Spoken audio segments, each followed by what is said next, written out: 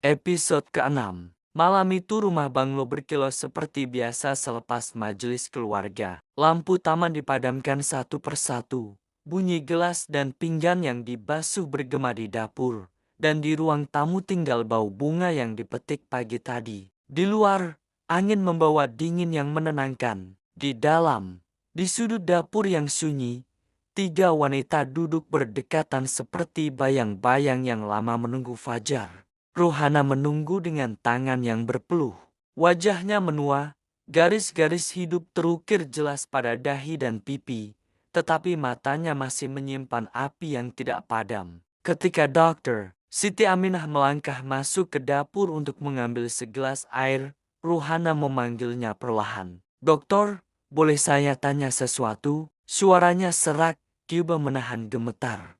Siti menoleh, meletakkan gelas di atas meja. Wajah dokter muda itu tenang, sopan seperti biasa. "Boleh, Makcik Rohana. Apa yang saya boleh bantu?" Rohana mengumpul keberanian. Kata-kata yang disimpan 25 tahun kini mau dikeluarkan, tetapi lidahnya keluh. Dokter berasal dari mana? Siapa nama ibu bapak dokter?" "Maaf bertanya, mana tahu kita datang dari susur galur yang sama." Siti tersenyum kecil, tidak menyangka soalan itu akan menimbulkan isu besar. "Saya anak Mak Embun dari kampung Sungai Merah," jawabnya ringkas. "Saya anak ke-13, kalau tak silap. Mak Embun bekerja di bandar. Saya dibesarkan oleh ibu angkat, seorang guru." Rohana mendengarnya seperti ditikam. Wajahnya berubah pucat, tangan yang memegang kain lap hampir terlepas. Dia menunduk, menekan dahi dengan belakang tangan. Cuba menahan gelombang yang datang. "Oh," suaranya nyaris tidak keluar. "Oh, saya kenal Embun." Dia berdiri, Cuba tersenyum sopan, lalu berkata, "Maaf, dokter, saya perlu menyudahkan kerja." Langkahnya tergesa-gesa, meninggalkan Siti yang terpinga-pinga di dapur. Malam itu, selepas semua tetamu pulang dan bunyi piring berhenti, tiga wanita itu kembali ke meja dapur yang sama tempat mereka pernah merancang 2 dekade lalu. Lampu minyak kecil menggantung, bayang-bayang menari di dinding. Mereka saling berpandangan, dan ketakutan yang lama kini menjadi panik. "Dia dokter," bisik Mariam. Suaranya keras seperti mahu memecah keheningan. "Anak kandung Datuk Harun. Jadi dokter, kalau dia mula menyiasat, kita semua hancur." Zainab menutup mulutnya, air mata mengumpul di sudut mata. "Apa yang kita nak buat? Kalau rahasia terbongkar, bukan sahaja kerja kita hilang, nama kita, keluarga kita, semuanya." Rohana menarik nafas panjang. Dendam yang selama ini menjadi bahan perbualan malam kini berubah menjadi rancangan yang lebih licik. Kita tak boleh biarkan dia bongkar. Kita tak boleh biarkan harta dan marwah keluarga itu kembali kepada orang yang bukan kita kawal. Kita yang membesarkan Putri, kita yang tahu selok-belok rumah ini. Kalau Putri jadi pewaris, kita boleh pastikan hidup kita tak berubah. Kita boleh pastikan Putri jadi alat.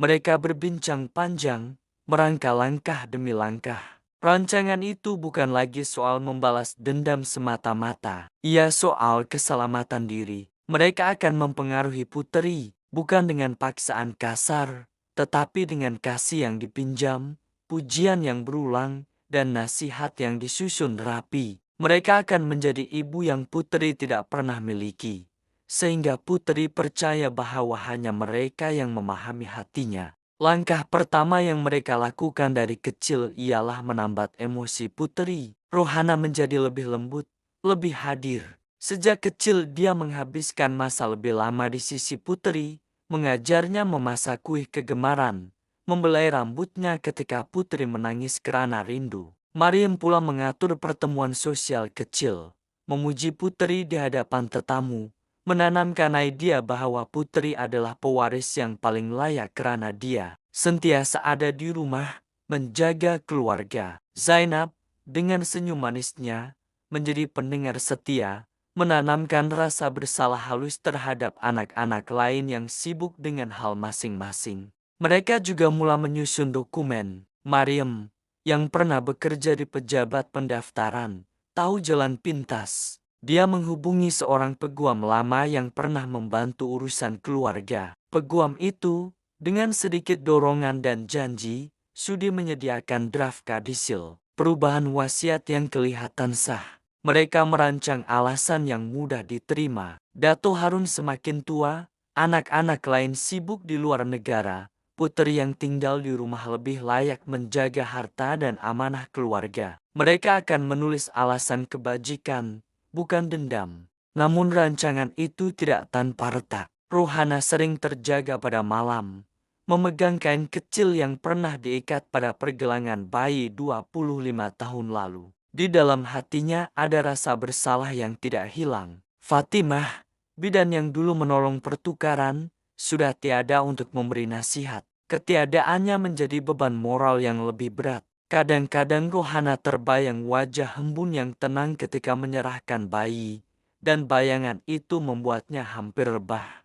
Di sisi lain, Siti Aminah pulang ke rumah itu dengan rasa ingin tahu yang samar. Dia berasa satu perasaan aneh apabila melihat Putri, dan bisik-bisik halus yang dia dengar di dapur. Dia tidak tahu apa yang dicari, tetapi nalurinya sebagai dokter dan anak kampung membuatnya peka terhadap ketidakselarasan. Suatu petang, ketika Putri sedang bersantai di halaman rumah, Rohana duduk di sebelahnya, memegang tangan gadis itu seperti ibu yang prihatin. Putri, kau tahu, keluarga ini perlukan seseorang yang setia. Dato dan Puan Siti pun sudah tua. Anak-anak lain sibuk di luar rumah untuk menjaga mereka. Kalau suatu hari nanti, kau yang perlu pikirkan masa depan rumah ini. Kata-kata itu lembut, tetapi mengandungi benih yang berbahaya. Putri menatap Rohana, hatinya kosong tetapi mudah dikisi. Saya mau buat yang terbaik untuk keluarga,